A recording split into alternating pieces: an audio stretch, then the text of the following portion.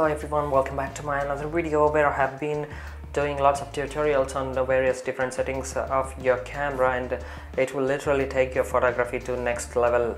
So stay tuned and subscribe to my channel and watch my other previous videos. It might be of helpful to you. So in this video I'll take you through the different customizable options that are available for your autofocus setting.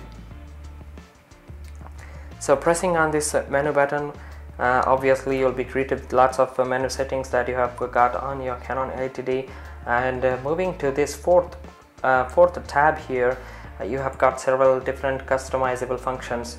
So this is where the camera really shines, because it gives you lots of opportunity and lots of different options that you can customize to your liking. So some may like the quick autofocusing system, some may like to be able to make it delay for the kind of photography you're into. So you can actually change all those settings right in this customizable function. So today in this video we'll be looking at this autofocus system. So we have given, as you can see, these are the page numbers inside this. That means you have got 16 different types of options that you can actually customize to your liking. So first at the page 1, let's move on to page 1. Right now we are into page 10. This is where it is indicated. So 11, 12, 13, 14, 16, and here we are with page 1. So in this page 1 we have got the autofocus tracking sensitivity. So you can customize the type of tracking sensitivity you would like to on different shoots you are in. So for example, if I'm shooting portrait, I don't have to look into different type of focusing system, because I know the model is right in front of me. All I need to do is point and frame the composition and click on the autofocus, and just boom, you're good to go. But then if you're into fast moving actions or some other kind of scenario where you wouldn't want to actually determine and customize the type of focusing system tracking sensitivity one, you can just do that here.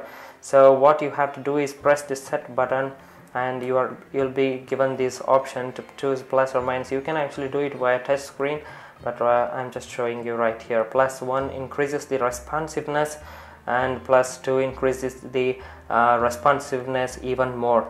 What that means is, if I gonna move this camera while holding the half shutter release button, then it is going to quickly respond to your movement actually. So if I'm going to choose this towards the lockdown position, which is -1, -2, that means even though I moved my camera towards other subject or to the same subject which is moving, then it will quite be locked onto it. So depending on the type of movement you are in, you can actually set it. And if you have some kind of doubt on the go, then you can actually use this info help button. That will actually help explain you what is what. So you can take the explanation of this. So if you are bored of reading, obviously I hope this video will be helpful to you guys. So that's how the responsiveness versus lockdown is determined by the autofocus tracking sensitivity. That's how this is. Then if you want to move to, then you can press the menu button again. Then we have got the page 2, wherein acceleration, deceleration of the tracking. So how fast you want to track the subject, how slow you want to track the subject, that is how you would determine. Again, pressing on the set button, you really have two types, 0, 1 and 2. I have actually set to +1 because I need to have some kind of at least medium sensitivity and medium type of speed that will focus on my subject, because sometimes I really don't want it to be sluggish. So that's why I have kept to +1. And autofocusing point auto switching, this is at the page, we are at page 3, autofocus point auto switching, which means if I press the half shutter release button pointing on the subject which is moving, then obviously since the subject is moving, it has to track it properly. Then you can, how fast the subject is moving and how fast you want to switch your autofocus points towards that subject, that is how this is determined. Again, pressing on the set button, 0, +1, +2, you can use it to your liking. So moving on, we have got the AI Servo first image priority.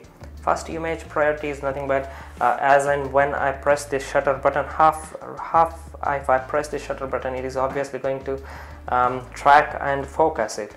So that is when you want to determine So when I release the shutter button, you want to be it as acting as a focusing, or if you want to properly focus, attain focus first and then push the release button.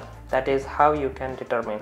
If you leave this point to the middle here, then it will be into normal mode, like every time we do, just half press release button, then press the shutter release button. That's how it is. It works. So moving on, we have AI Servo second image priority. Second image priority is nothing but if you are into drive mode, high speed continuous drive mode, and you're continuously tracking your subject and clicking the pictures, then also you can determine if your speed is your priority or the focusing points are your priority. Sometimes for a scenario such as some marathon, if some marathon or some car race or some track, if some movement of the object is very quick, then you have to concentrate on the speed. Then you can actually choose it to speed and leave it so that you get crisp images every single time. Then, and in the 6th page we have got the autofocus assist beam firing. This actually assist beam firing is really helpful in dark lighting environment.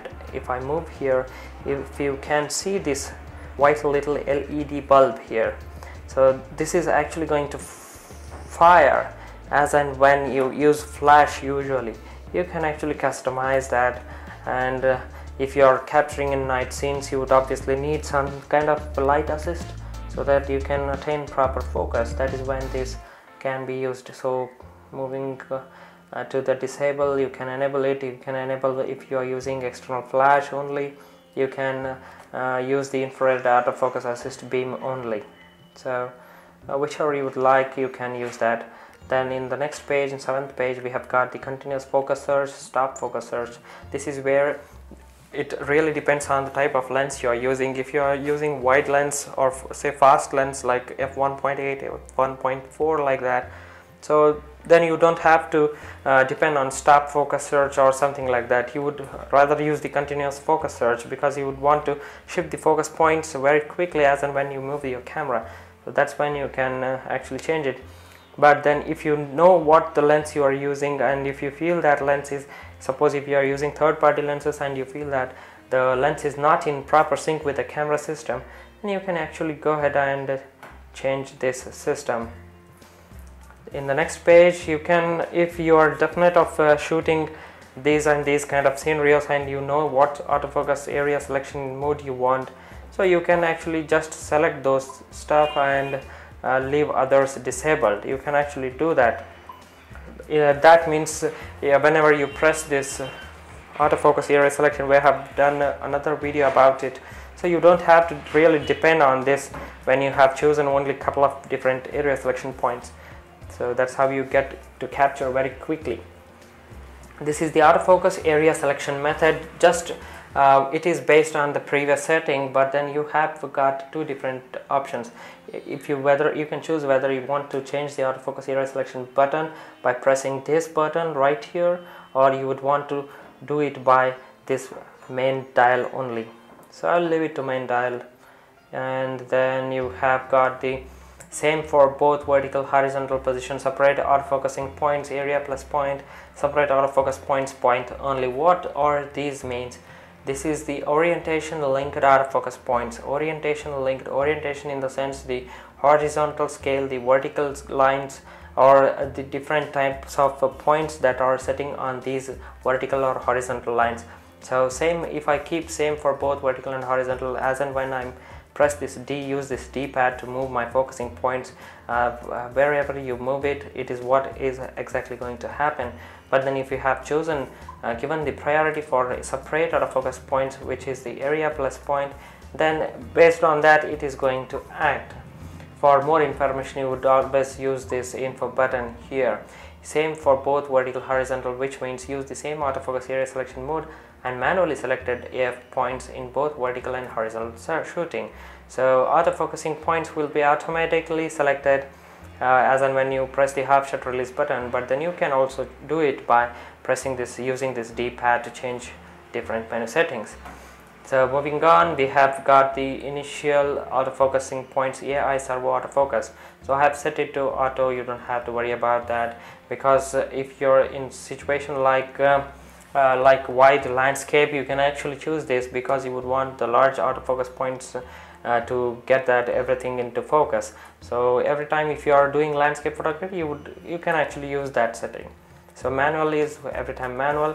So manually you can select the zone plus autofocusing points. That's how it is. Alright, so I will leave it to auto. And what else we have? We have got the autofocus point selection color tracking. Based on different types of color settings, it can actually determine where the autofocusing points should be pointed towards. And then the autofocus point selection movement stops at autofocus area edges. So as and when, if I keep on tracking and moving my camera towards as and when the subject moves, then as and when it reaches to the corner of the autofocus area edges, then it literally stops the focusing servo mode. Then you can use continuous to every time pick from the starting to end the focusing points. Then we have the autofocus point display during focus. So during the focus, if I press half shutter release button, only then will I be able to see where I have actually focused the image. So that is, I have selected pre-autofocus and focus. So every time if I press half shutter release button, I want to see where my focusing points are, and as the focusing gets ready, even then it will be constant. So depending on your liking, you can actually choose it, play with it and decide what you like.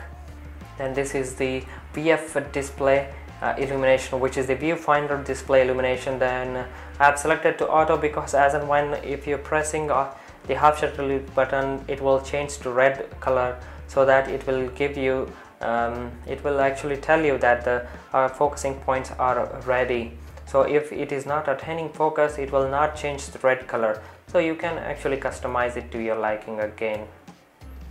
So next page, we have the we have the autofocus micro adjustment. This is actually based on lens. If you are using third-party lens and if it is not tracking properly, or if you are not confirmed by the type of tracking it is doing, and you would rather be perplexed with the way it is shooting, then you can actually go ahead and change this adjust by lens setting. So plus or minus W, plus or minus T, this is wide and this is tele, and that way you can determine what kind of lens focusing system you would want to achieve with your lens. So this is all, again, you have to actually play with it, you have to actually use it and see what is a viable option for you. So that's it. We have all moved from 1 to 16 pages of customization. So I'll see you in another video. Till then, but bye. I hope you use your camera to the fullest. So till then, see you in another video. Bye bye.